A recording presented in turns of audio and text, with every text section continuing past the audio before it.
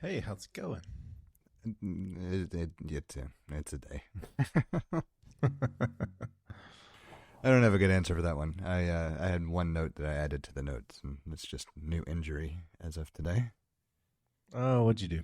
99.95% certain it's an intercostal muscle strain or tear. And that's the set of muscles that connects the ribs. No, I'm familiar. Yeah. I felt it when it happened, which is why I'm 99.95% certain that's what it is. Um, yeah, it sucks because I was just getting back into a swing of things and feeling good coming off the being sick, and now I'm going to be sidelined for at least a couple of weeks. I hate that. I hate that. I mean, it happens. It's the funny thing is, as I was doing some research, it's like rowing can be a problem, yoga can be a problem, combat sports can be a problem. It's like, well, fuck, everything I do is contributing to this potential issue. It's no surprise. Okay, so a question for you. Sure. The now the intercostal muscles are the ones in between the ribs. Yeah. Well, I mean, And then yes. the ones on top of the ribs that sort of go back, and they're the ones there that in somebody whose anatomy you can like a gymnast whose anatomy like a muscular, the musculature that you can see. There's another set of muscles on top of the ribs that sort of make a feathery kind of a wing, like the feathers of a wing. Like when like a hawk, the tips of their wings, the feathers sort of, you can see the individual feathers. Those are on top of the ribs. The serratus anterior. Right. Can you tell if it's those versus the intercostal? Like, how do you? So the reason I'm pretty sure it's intercostal is just because of the symptom list. Like going and looking things up and reading about most likely causes and everything else, everything matches perfectly.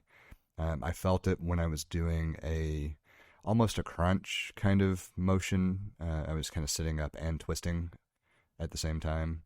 And I felt it immediately, just a sharp, acute pain right in the ribs.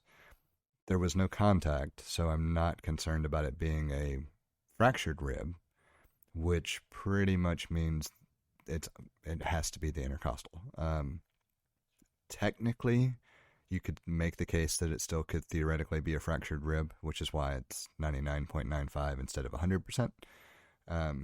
But it would be so unlikely because there was literally no contact of any type into the rib, and I felt it as I was making that kind of sitting up and twisting motion, which is 100% in line with it being those muscles.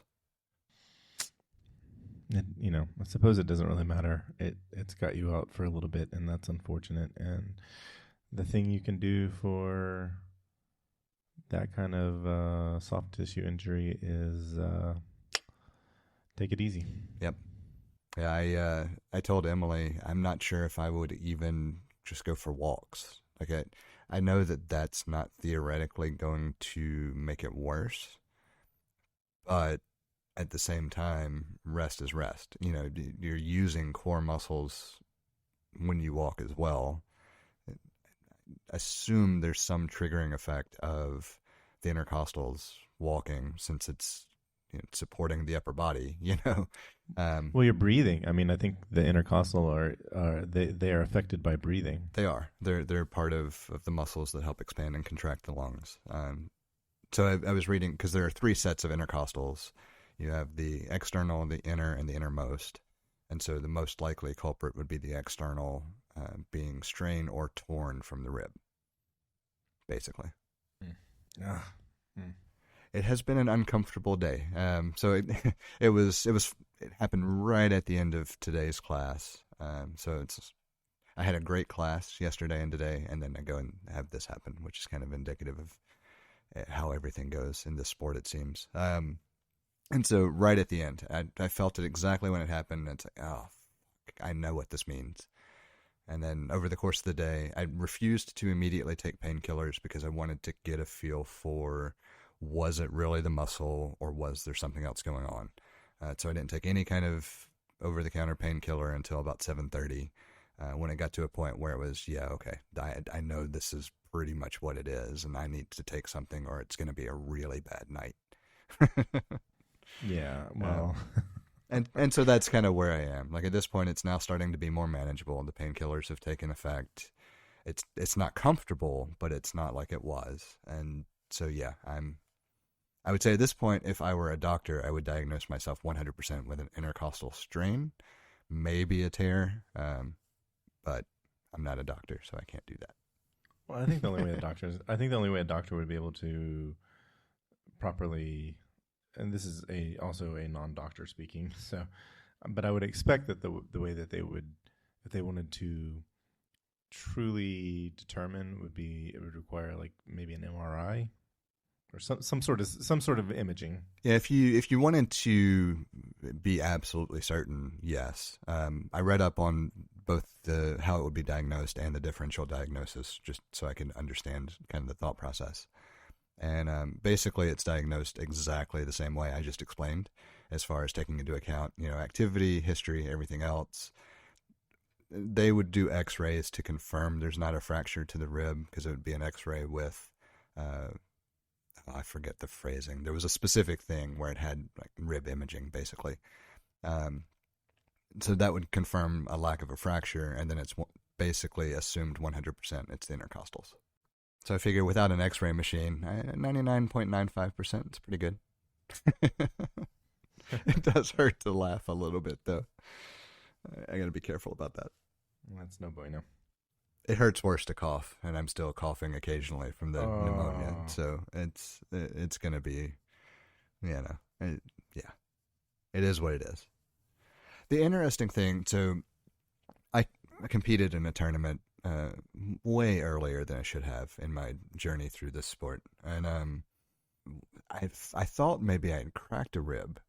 It's not the same spot. It's a different spot where I'd felt it during the tournament, but the symptoms feel so similar that I'm thinking that I had basically the same thing happen on a smaller scale at the tournament. And then this is a different spot, and I think the positioning is more, I don't think it's necessarily scale. I think it's just where it is more uncomfortable this time than the first time.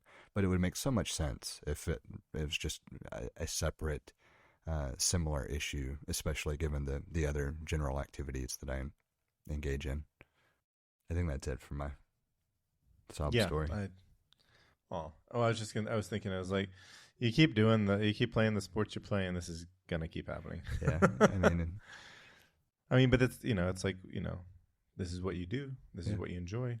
Gonna keep doing it. And climbing, it's not as likely climbing, but apparently one of the other big things is any overhead or extended overhead, like arm raising type sports or activities. So climbing fits.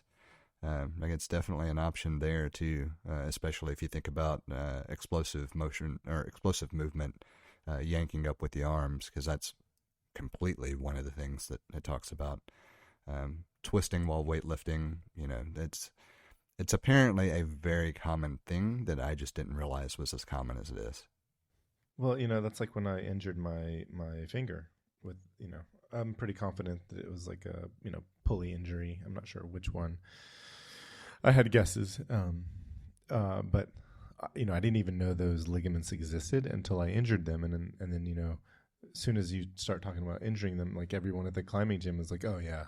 And they either have done it or know someone who has done it. There's like, it's a pretty common injury in there. It's just, I didn't know it.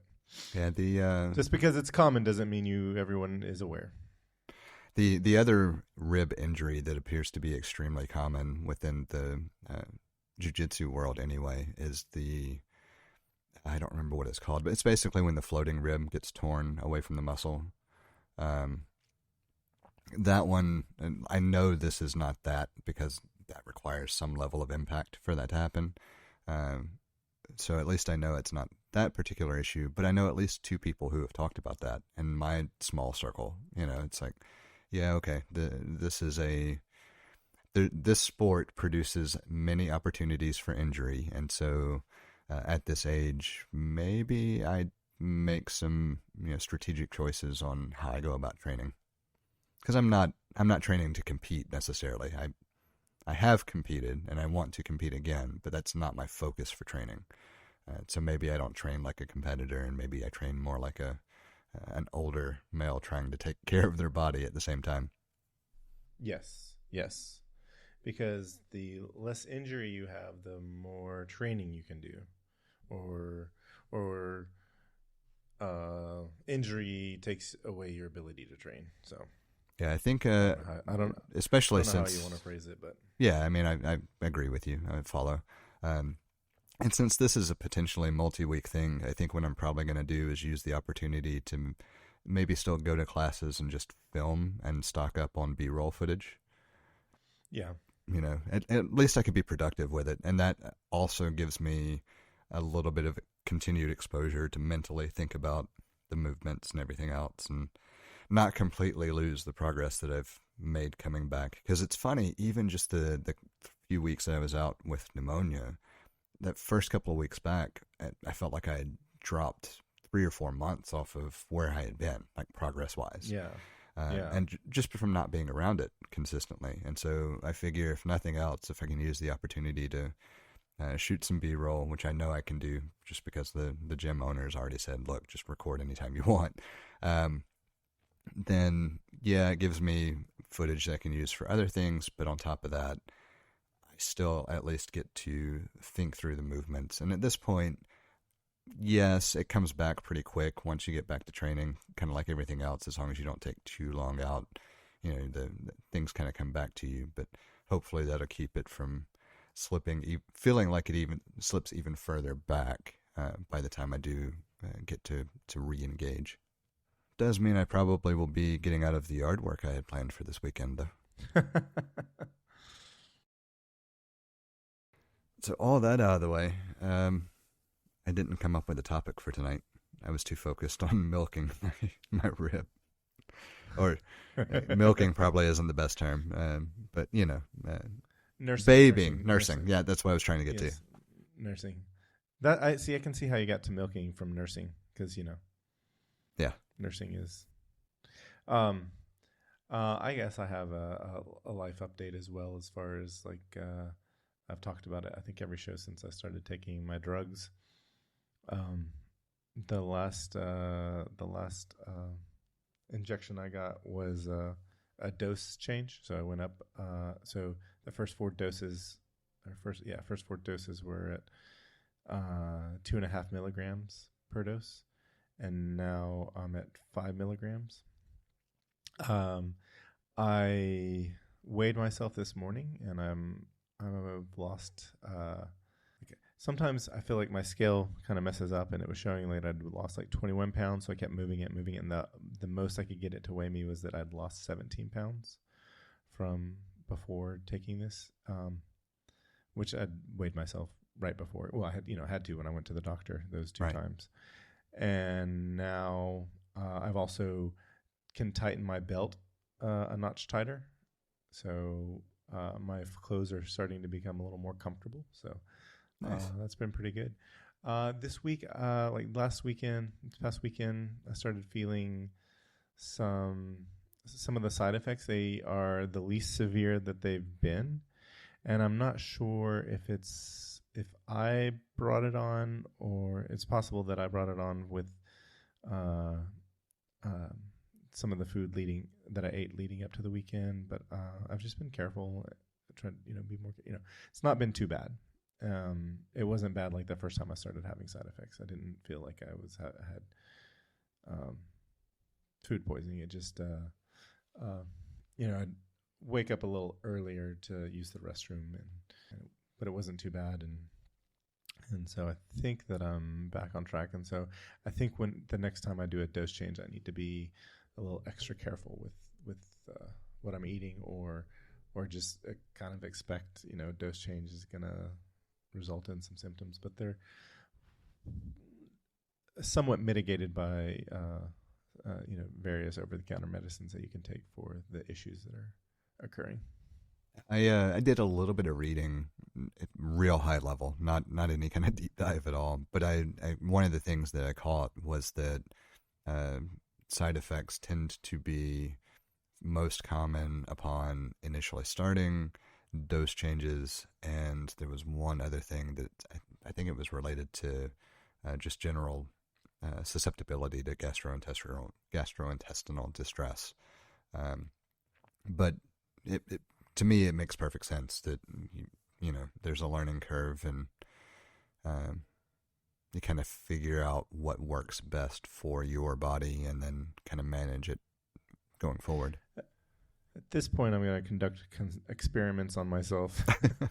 Like for example, go on a high fiber salad, kind of like a high fiber raw plant diet, like a few days before a dose change, and see if that makes any difference at all. So I think more fiber in the diet is going to help. But I, you know, uh, I've got fiber in the house. We both or Rebecca really, she was like, I want to, she wanted to take, start supplementing fiber, and she did, and it's a powder and that you put in a drink. And I just never remembered, I just am unmotivated to do that. But I remember when being a kid in the 90s, commercials for FiberCon, and I was like, oh, I should look that up. It's probably like way more expensive, but go with, no fiber is, what am I looking for? It doesn't help it, the less expensive stuff doesn't help if I don't take it, Yeah. Well, I mean, and arguably there is a number, or are a number of questionable things out there as well, but fiber is one of the things that has been studied pretty intensively, and it's somewhat well known in its effects. And there's a lot of research. There's a lot of we have a really good understanding about how fiber affects the gut. And I think the only other supplement that I can think of that has been as thoroughly researched, well, there are two that I can think of that have been fairly well researched, similar to fiber, which would be omega-3 oils or fatty acids. Yes. And creatine. Yeah, where does creatine stand these days? I guess it depends on who you ask. For the most part, everything that I've heard is anybody who does any type of weightlifting still sticks to like creatine and protein powders, and that's just kind of the go-to. Okay, I remember learning about creatine from a weightlifter. When I say weightlifter, it was it was my cousin who was lifting weights on a daily basis for fitness. He wasn't competitive weightlifter, I guess. In my head, I feel like when you say weightlifter, I'm thinking like of the competitive weightlifter. But people that it wasn't a gym bro, but the people who go to the gym who lift weights, they're weightlifters too. It just I don't know, different connotation.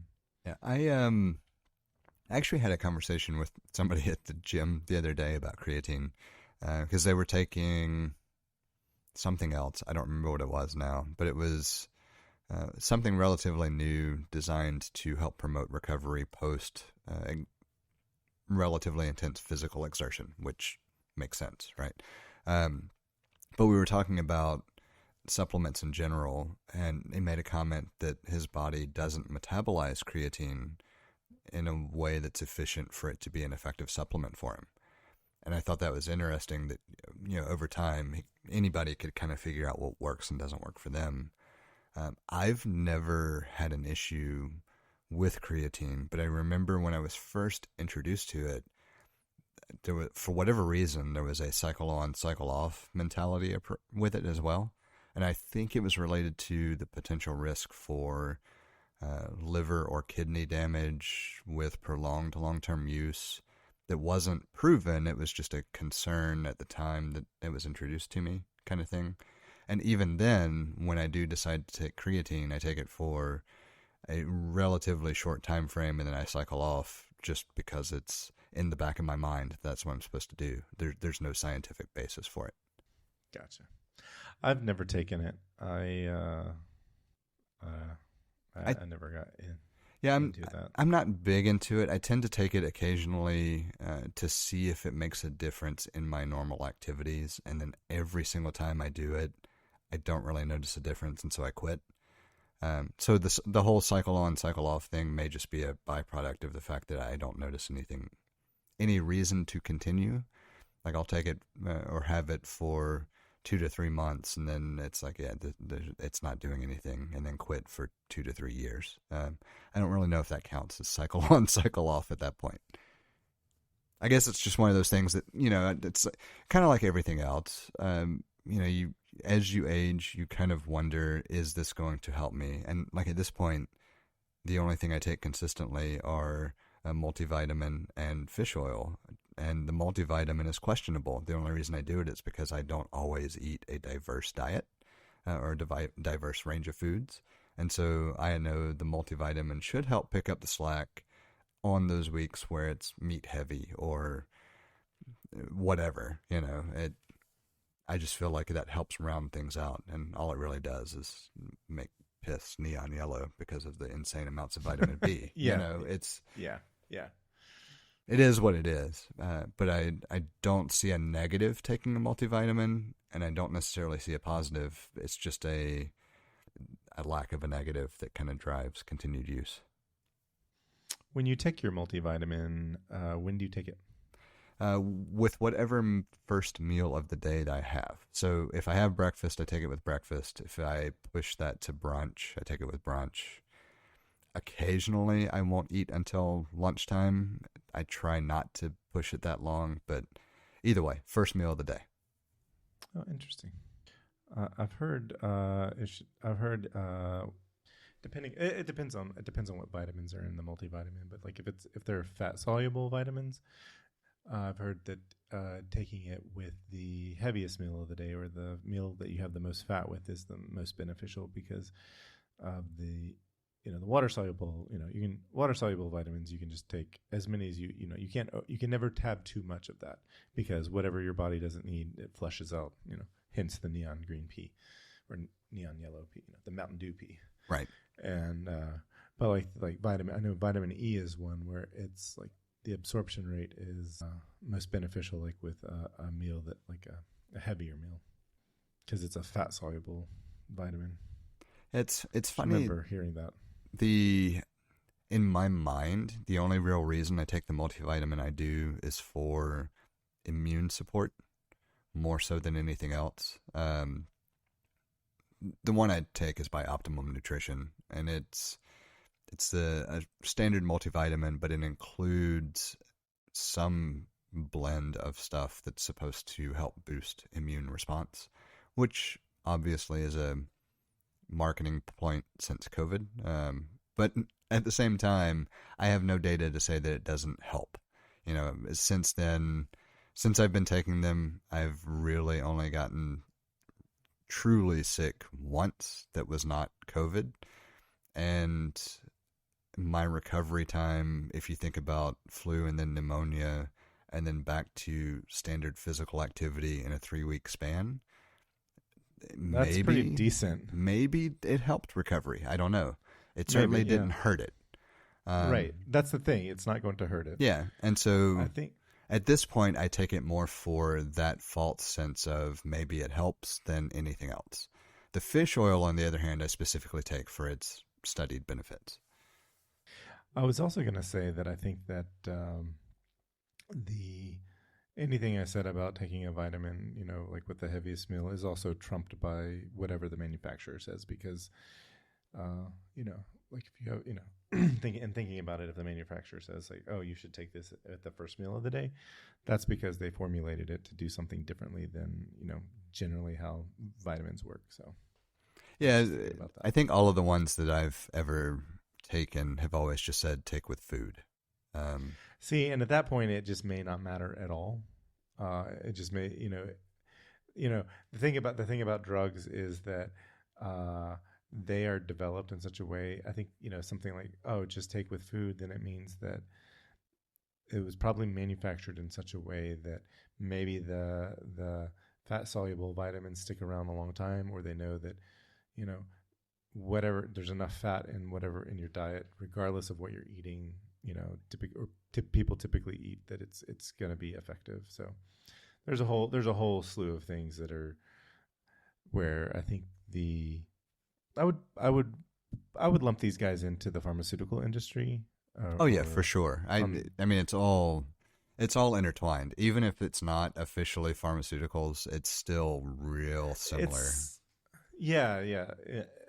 So I think they're certainly benefiting from the pharmaceutical industry's research, and I think that if it just needs food, then it's just like, yeah, it's drug design has gotten clever. Is quite clever. So Yeah, the only negative that I've ever noticed is if I don't take them with some sort of food, I feel not even queasy. Like I wouldn't classify it as a level of nausea, but I feel uncomfortable.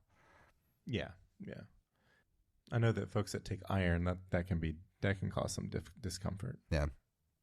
I tend not to need iron in my diet. I tend to have a lot of iron in my blood. I do. So I know the multi that I take does not include iron. I think there is an iron plus iron version. I know for a long time I took a GNC brand vitamin, and they made two specific ones. One that was the one I took, and then one that was plus iron. So same thing, just added iron. Specifically because some people do have an iron deficiency and some don't. I've never seemed to have an iron deficiency. I don't know that I've ever officially... Well, I mean, I've had lab work almost every year. So if I had an iron deficiency, it should have shown up. I'll put it that way. Yeah. Somebody should have told me if I was iron deficient by now. Yeah. But they send you the lab work, when you get the results, it usually has that information. I just remember one time I went to give blood, and I was younger than I was either in my 20s or my 30s, or might have been...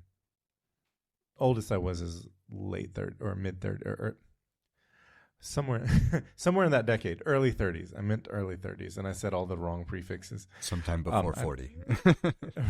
But it was definitely early 30s at the latest, and they told me, it was like, oh, hey, your iron's high, and I was like, what's the range it should be? And they gave me the range, and it was at the very top of the range of what's considered healthy. And they were like, you should give blood more. That way you don't ever have to worry about having too much iron. I'm like, okay. But, it must have been in my 20s because it was definitely in my 20s. So that's a fun way to try to generate blood donations, I suppose. Yeah. At the time I was like, yeah, that makes sense to me. But I also liked giving blood. Like I thought it was, I used to go, not as often as you could, but almost every chance that I was eligible, I would go. And I think the last time I went, I didn't qualify because I had recently gotten a tattoo. But now I don't even know what the rules of that are. Yeah, I actually don't know. So I haven't given blood in quite a while, and it's not an aversion to it. It's just a matter of family history of certain things that may or may not be genetic has me questioning whether I should. It's just because I don't have this particular thing. There's a proven genetic link. Is it possible? Is it, I don't know. There's a fundamental philosophical question there that I haven't come to terms with, and so until I do, I haven't given blood in a little while.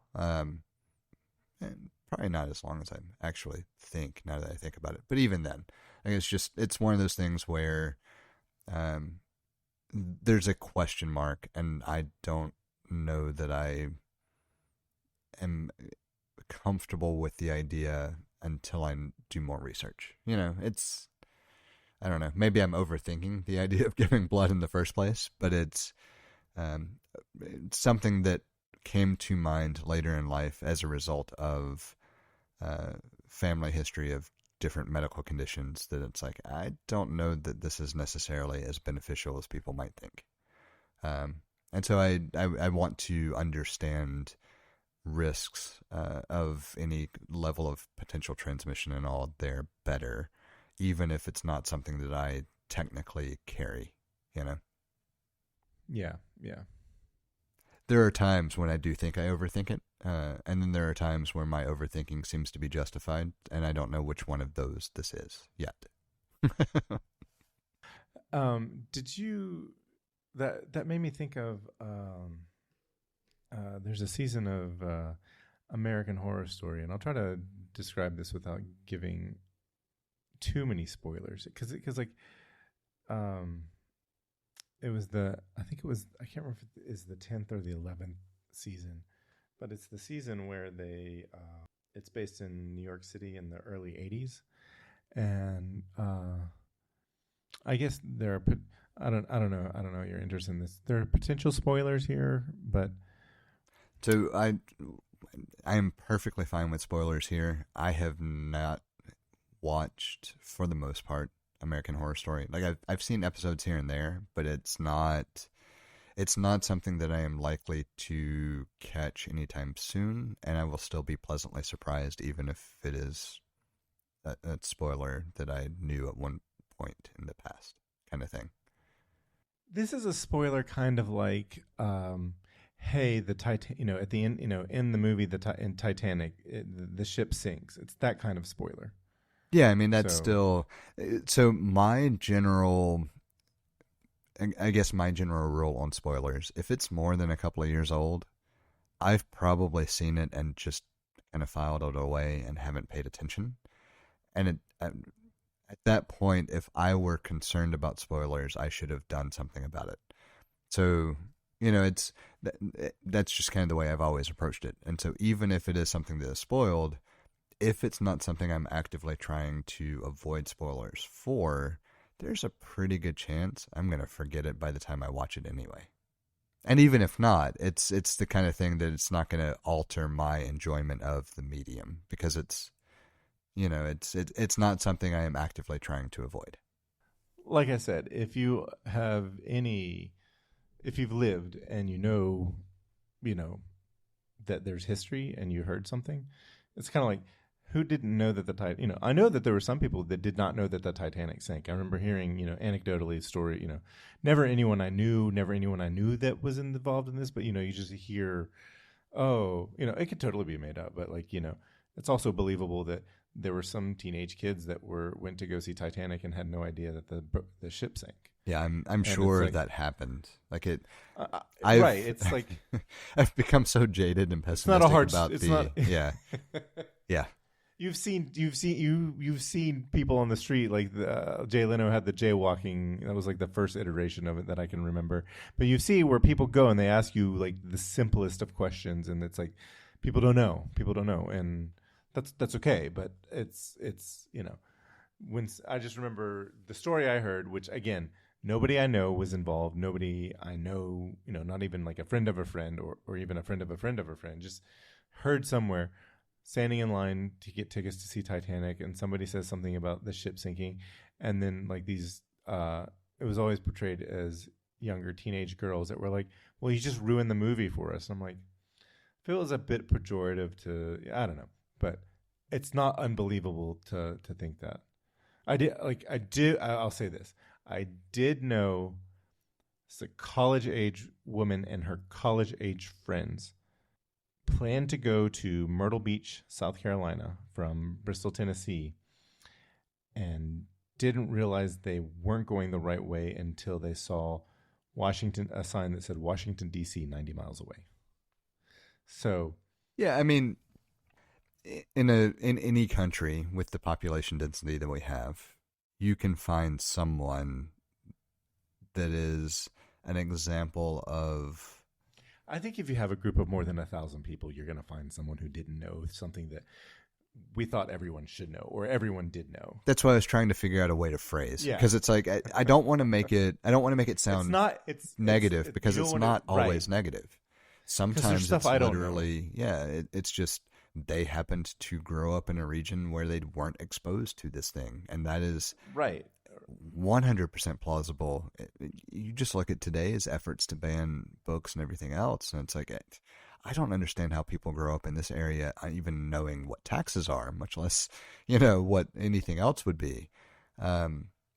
And so I don't want to make it seem like I immediately think negatively when we're describing this, because it's so much a matter of circumstance and where you are.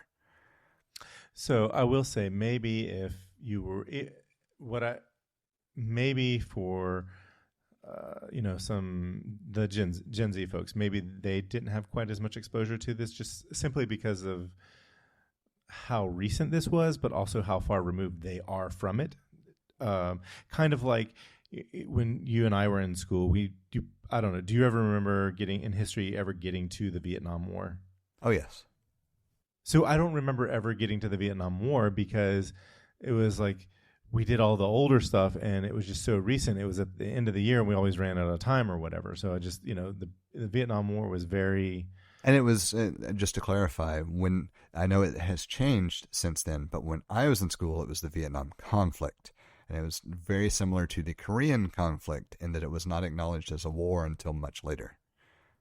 Yeah, and that's what they called it, because they didn't, they called it a police action, and so I was. This is such a this is such a wild rabbit hole, because I know I haven't forgotten what I meant to start with, but I just remember the thing that really stuck with me from an episode of MASH. I think it's season 4, episode 1. It's around that area. I was a big fan of that, which was the characters are in the Korean War, but it's certainly a protest of the Vietnam War, and the TV show more so than the movie or the book. It's interesting because the book in the TV show, the main character Hawkeye Pierce is a bleeding heart liberal, and in the book he's very conservative Republican, and in the movie he's sort of in the middle. But anyway, I continue to digress in different ways. I'm going to interject another continuation of the digression. I actually did not realize there was a book that the movie and TV show were based off of.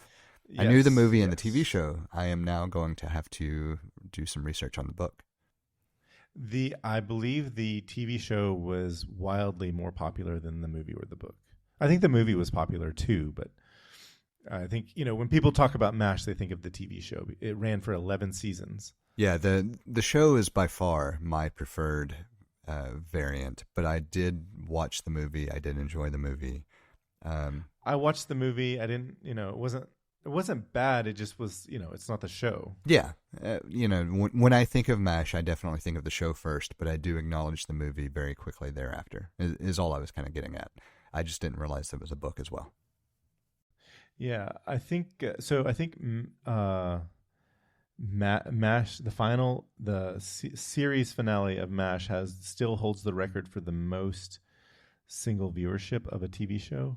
And I think that was I can't remember if it ended in 1982 or 1983. It's early 80s, and they had 105 million viewers of that one episode, which is huge considering what the percentage of the American population was at the time. That's over half of the United States watching it. And I think it drew in another 20 million for the last 15 minutes of the episode. It's pretty amazing. And then I remember New York City, when the episode ended, New York City ran out of water because everyone went to the restroom and flushed the toilets around the same time. Like there was a water issue at that time. That does not. I find that fascinating, but that also does not surprise me. Right. So it's just, and if you start ranking it with sports, like the Super Bowl is a pretty highly watched show in the United States. It's if you look at the top 20 broadcasts, MASH is in there with 19 other Super Bowls. Yeah, that. It doesn't surprise me. Like the show was just overall so great. I don't want to continue to be a digression. Oh, but why I started talking about MASH in the first place is because I remember in that episode I was talking about the character Klinger. He's being interviewed and they asked him about they said something about a police action. He's like, police action? This is a war. It's like if you call it a police action, it gives the idea that we're over here just like arresting people for traffic violations or something. It was a war. just because you didn't declare war doesn't mean it isn't a war. So, Yeah, Vietnam was the same way. yes. I mean, I would assume Afghanistan is going to be written the same way in history books in the future. Saudi Arabia, but no, Iraq would be the Iraq War. I mean, that was fairly clearly a declaration of war, but I would expect Afghanistan is going to be written in such a way to mirror the Vietnam and Korean conflicts, for lack of other phrasing. Yeah, because it was the war. See, when you say it's the war on terror, when you're doing a physical thing for a non, you're taking physical action against an ideology, and it just gives you sort of. Well, you're creating the same abstraction that they created with the war on terror, the war on drugs. Exactly. Yeah, it's, anything that was done as a war during the campaign against drugs was treated as its own individual conflict, and you're going to do the same thing with the war on terror. Yeah, you have this carte blanche approach to fighting anything that you want at that point. It's marketing spin. Yeah, it really is. I mean, that's like the axis of evil was also marketing spin. It was. I don't know. I heard this, and so it's one of those things I heard, and I was like, totally believable to me, but never fact check it. But one of the things I heard was that the axis of evil was given to Bush to say, so that because he kept saying Iraq too much before we, years before they actually invaded Iraq, So, but this long rabbit hole we started going down this because I didn't want to give a spoiler for the 11th season of American Horror Story, and it is that it focuses on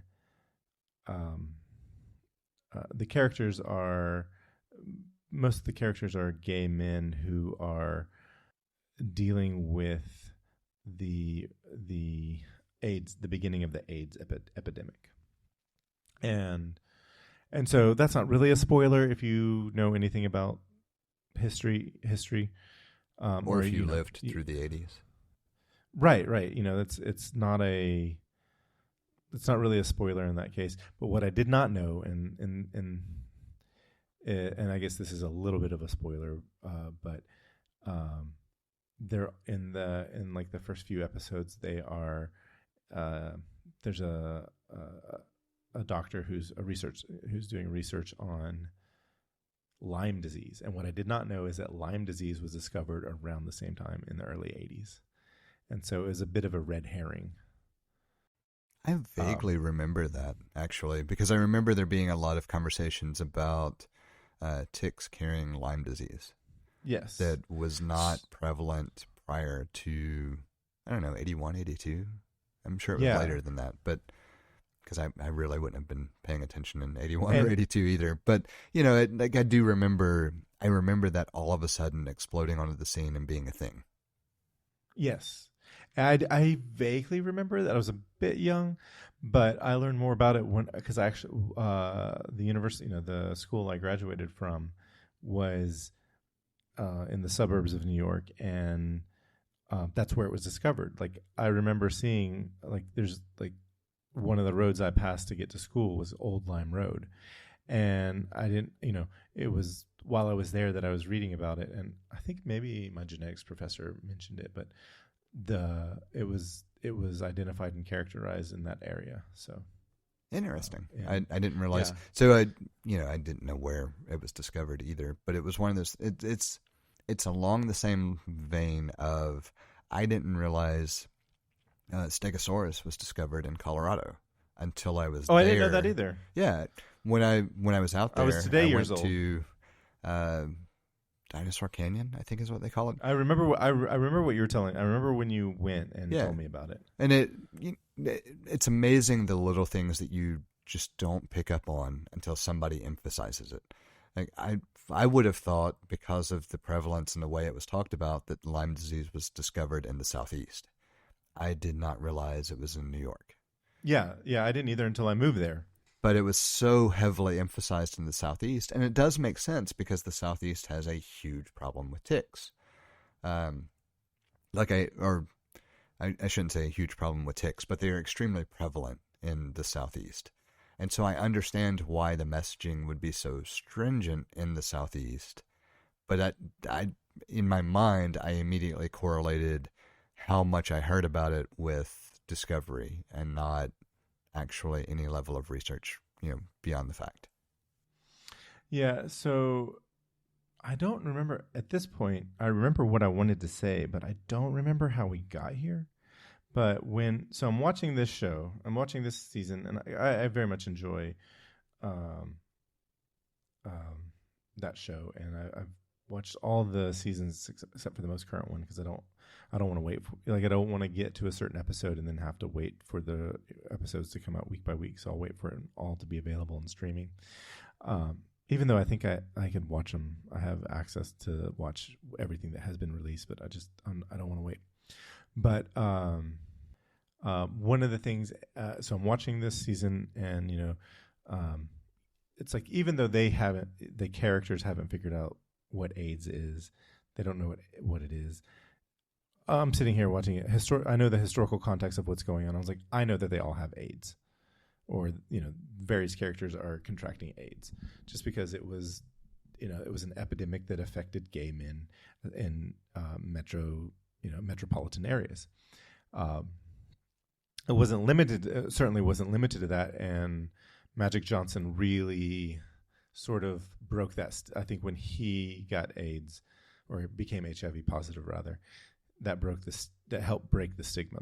I think that was a significant breakthrough for just understanding the disease. And I think Arthur Ashe, wasn't he also the tennis player? Didn't he also die from AIDS? I'm not sure. I know when I first really kind of understood and acknowledged the risks were related to Magic Johnson's story. It was definitely Magic Johnson. And then shortly after that, it was paying more attention to how it was spreading in Africa and understanding the disease itself, at which point I just kind of acknowledged it for what it was. I think that was my general kind of train of thought and exposure to it. So anybody, so basically, Magic Johnson celebrity status brought my attention to it in a way that kind of caught my attention, and then I investigated further because I was curious. And what I investigated further was related to the prolific spread through Africa as opposed to anything domestic specifically. Yes. So, a real-time follow-up. Arthur Ashe did contract HIV and died of AIDS. I guess he died of pneumonia, but it was the complications based on or it was AIDS-related pneumonia, I guess. So complications due to having contracted AIDS. And the thing for him, the thing that his case further help with the destigmatization of HIV and AIDS, because he contracted it from a blood transfusion, I think. It was which was depending on who you wanted to talk to, some people that I grew up around that were pretty harsh about how it was God's punishment for homosexuality. And it's like, well, no, anybody can contract this. And yeah, so. Yeah, prior to doing a deep dive into understanding the disease on my own, that was how I always heard it referred to as well. Yes. And then, these folks started to help destigmatize it. And, AIDS can be transmitted to, if a parent has the disease and, like a pregnant woman can, or a man can transfer it through, to a unborn child and so forth. So it's It's a bloodborne disease. Decent. Like, Yes. take all the rest of it out of any infected blood could infect someone else, technically. Yes. And it's one of those things that AIDS actually helped me understand Ebola later better, because I was already to some extent, I had already researched the concept of bloodborne viruses and understanding how any blood, I want to categorize it slightly differently, because yes, it's a bloodborne virus, but anything that is potentially spread via physiological byproducts. Like, that's what AIDS helped me understand. And yes, in the concept of like AIDS itself, it was bloodborne, but doing the research on AIDS is what helped me understand the differences and nuances for anything that was transmitted via some physiological thing. And I remember very vividly not truly grasping that concept until after I had researched AIDS transmission. I guess the movie I'd seen before, watching this season of American Horror Story made me think of the movie Philadelphia, because that was early 90s. I think Tom Hanks won an Oscar for that, I think. Because I think he won an Oscar 2 years in a row. He won for Philadelphia and then won again for Forrest Gump. And it's neither here nor there, but Hanks portrayed a character who had contracted HIV and ultimately AIDS, and that movie was released in 1993. And I just remember, he started getting spots on his skin, and I wondered, I was like, okay, yeah, you get sick, he's got spots, whatever, sick spots, they went together. And then it was a thing that was prevalent in this season of American Horror Story, and the characters, they couldn't figure, they didn't even know what the spots were at this point, at this point. And so I was like, what is that? So I went and looked it up, and this is kind of what blew my mind. It's called a Kaposi sarcoma, and it's a rare cancer that grows in the cells of that line the lymph node and blood vessels.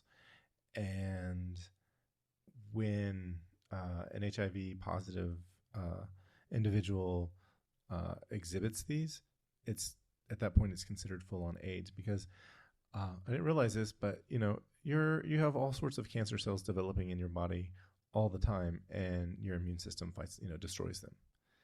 And because HIV leads to a weakened immune system, it's like, you can't even fight the normal thing, just the simple things, things like when HIV is untreated, things like thrush becomes life-threatening.